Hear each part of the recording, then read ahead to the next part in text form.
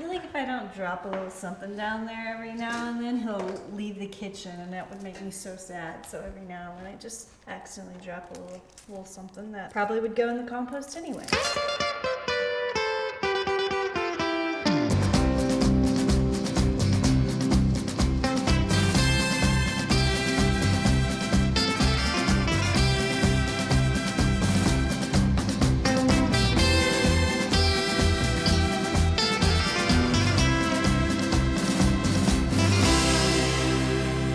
Out of all the foods to come out of Texas, fajitas are my favorite, and I judge every Tex-Mex restaurant by how well they make them because the outside has to be caramelized and savory, the inside juicy and red with a good splash of lime. And I love making it at home with venison. So the most important part about making fajitas is getting the right cut of meat. So in Spanish, the term fajita actually means little belt, and the skirt steak is generally what's used. And when it comes to venison, if you've got a really big animal like a nilgai, an elk, or a moose, the skirt and flank steak are absolutely perfect to use. But if you've got a smaller deer, those cuts are extremely small, especially by the time that you trim all the silver skin from the outside. You don't really have a lot of meat to work with. So I had to find a little workaround in the kitchen and a way to fake a flank. So the thing that makes the skirt or the flank steak the best cut for a fajita is the fact that it's got a really long grain line. It's really not so much that it's tender, because with that long grain line, you end up slicing against the grain and it cuts it into these little bitty pieces so that when you bite into a tortilla with the meat, you're not pulling on long strands and chunks of meat. And so with venison, that can be a real challenge if you don't have the skirt or flank steak to work with. I think a lot of people try to use something like the back strap because they're like, oh, this is a really tender cut of meat. But because it doesn't have that same grain line, you end up like really chewing on that steak inside of a taco, and that's not what you're looking for. So my favorite cut to use is actually the inside round.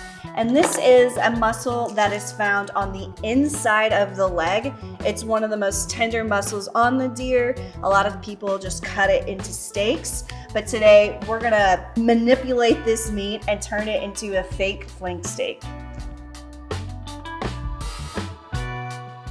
All right, so the first step with this cut is to trim all the silver skin from the outside. The flavor of meat comes directly from whatever that animal was eating, and a lot of it's found in fat, but not so much the silver skin. The silver skin is all connective tissue made up of collagen that is extremely tough.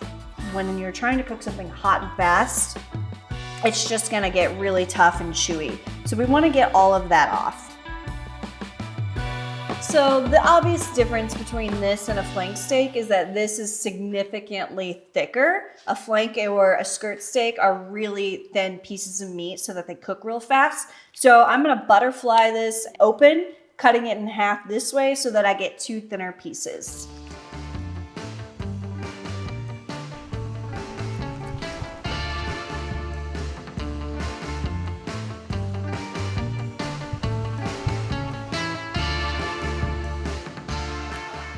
So now I've got two different pieces of meat out of that. And the next step is pounding it out flat so that it's a lot thinner, similar to what you would get in a skirt or a flank. And make sure you use the smooth side, not the bumpy side. We're not trying to mutilate the meat.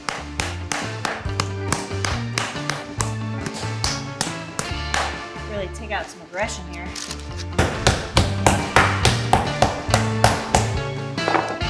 All right, now there we go. Much bigger, wider piece of meat.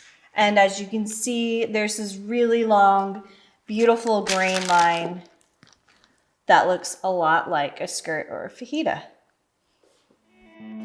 All right, so we've got our fake flank, and now we're gonna make the marinade. So I like to use marinades for a couple different reasons, and it's not what people normally think. Acidic ingredients and enzymes can break down protein, but it really only affects the surface of the meat and doesn't really penetrate to the inside. So I don't use marinades for tenderization, but what they are great for doing is adding a lot of flavor to meat.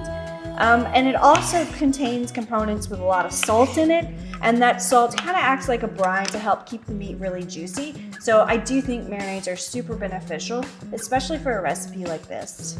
So I'm gonna do half lime, half orange for the base of this marinade.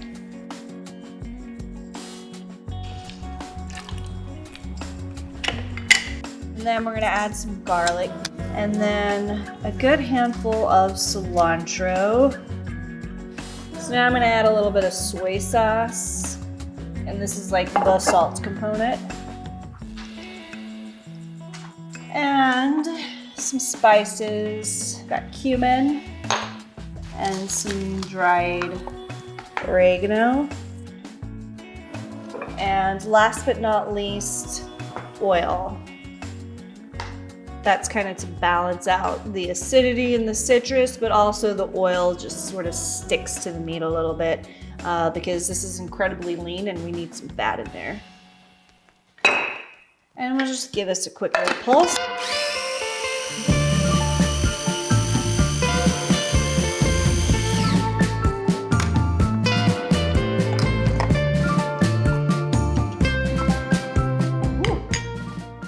That's a lot going on. It's really good. But marinades should be like in your face, powerful, really flavorful. You want that to infuse into the meat.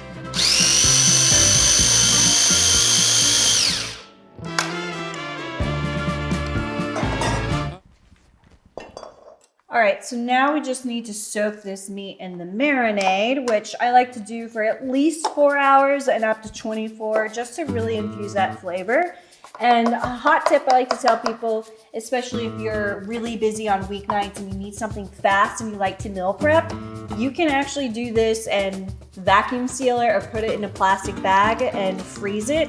So that way when you just pull it out of a freezer, it's already marinated and ready to go. This other meat here.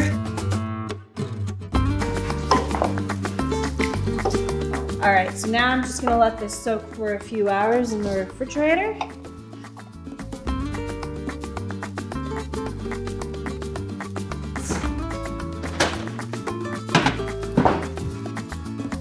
I think one of the best things about fajitas is the smorgasbord of sides that you eat with it, all the little condiments that you can put inside your taco. So I'm gonna get started on that with some pico de gallo and charro beans.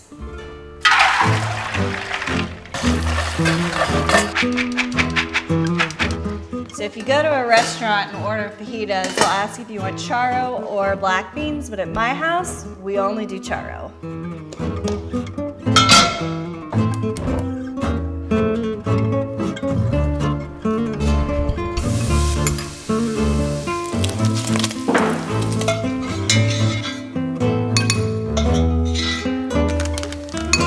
Got onion, garlic, and jalapeno, which is kind of like my own little version of the Tex-Mex Holy Trinity.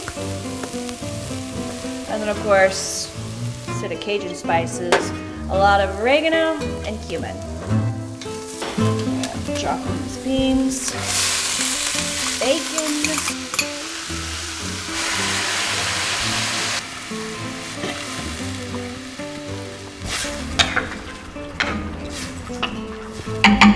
and we'll let that simmer.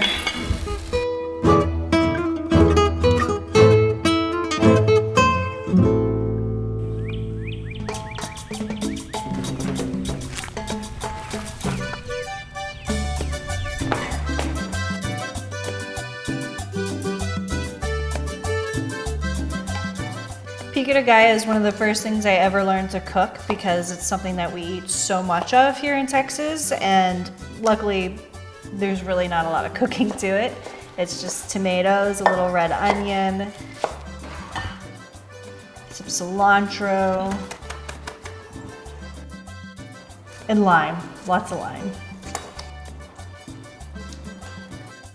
I'm just gonna do a little salt, stir it together. That's it.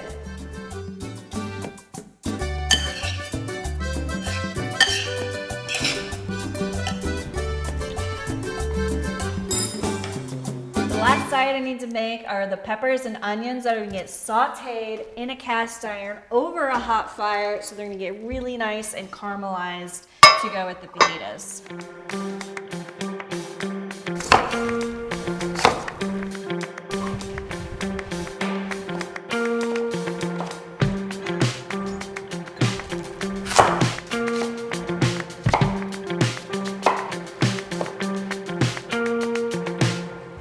Okay.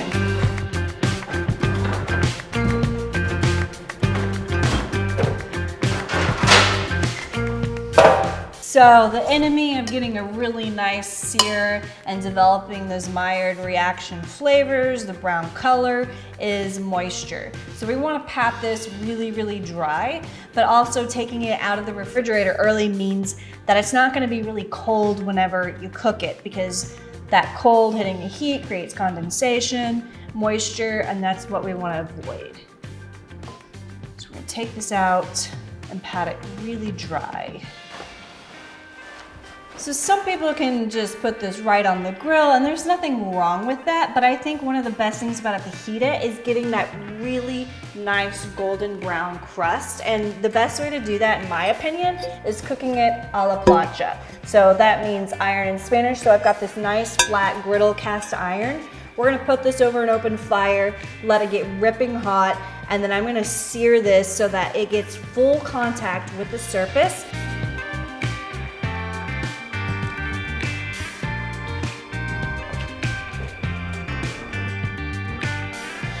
And to help this dry out a little easier and quicker, I always use one of these little cooling racks or baking grids. That way it gets airflow all the way around.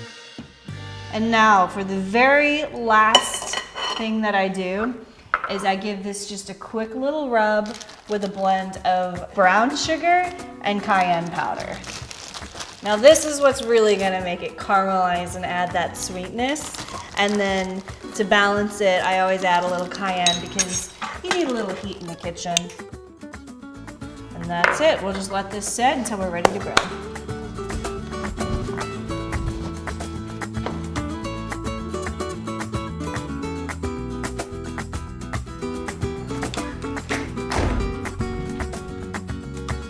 All right, I'm gonna get started with the peppers and onions. We're gonna do it in a cast iron skillet. And cast iron is a little slower to heat, so I'm gonna get it started first, let it warm up before I put the vegetables in. All right, so I'm using an oil with a high smoke point. This is avocado oil. And the onions go in first. Once I put the onions in, I like to just sort of leave it alone. I think a lot of people have this urge to constantly stir, and I want to let this sort of caramelize on the bottom first before I start stirring.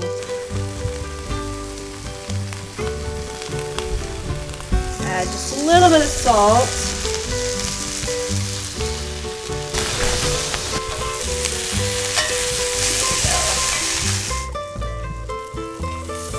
Alright, these are just starting to get nice and golden brown, and I like to do this before adding the peppers, because peppers have actually surprisingly quite a bit of water content in them, which will kind of stop that caramelization. So I like to let this get nice and brown before I add the peppers.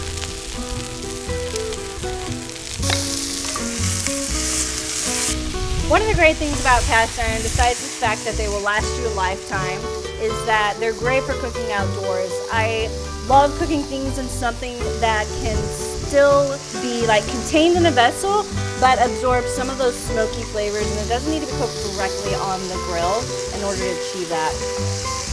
Alright, so I left this alone for a hot minute, and now that bottom's got these nice little blackened bits. That's the color you want to see. So the last thing I'll do to finish is pour a little bit of this reserved marinade over the top, and that's just kind of give it a little extra oomph.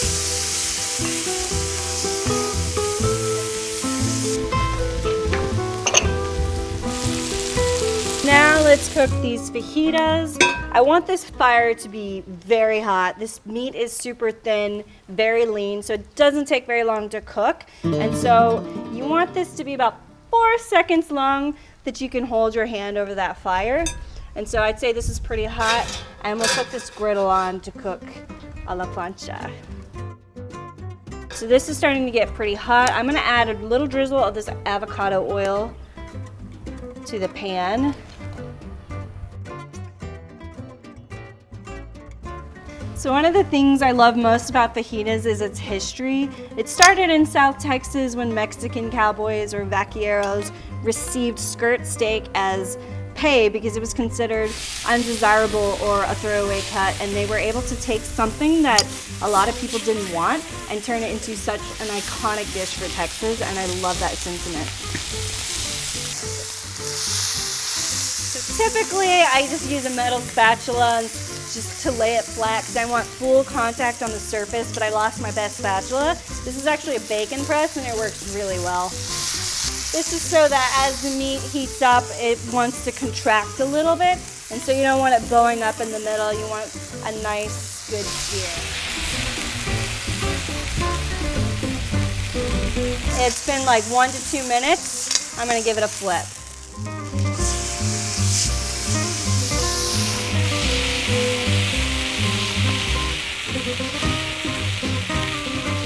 All right, this feels good. I'm gonna go ahead and take it off.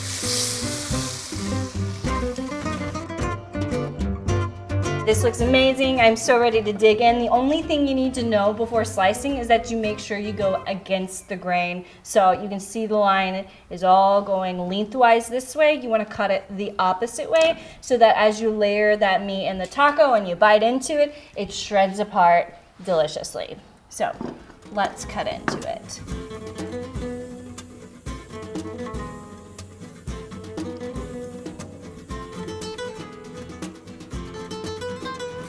There, look at this.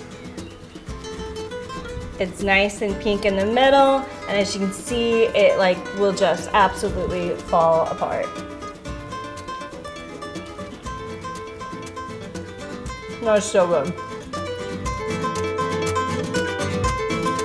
I could sit here and just eat this meat as it is, but the best part about this is all the little toppings that go with it. So I'm gonna grab the peppers and onions, and we're gonna assemble these fajitas.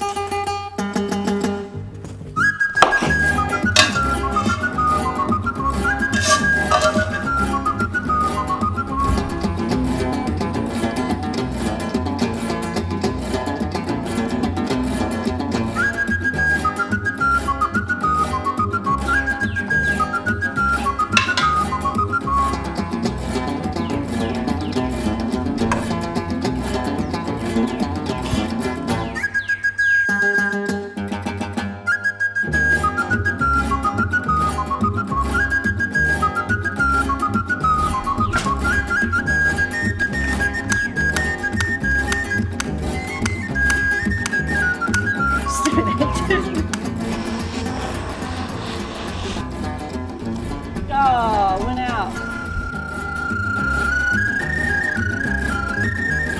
Ta-da! So easy.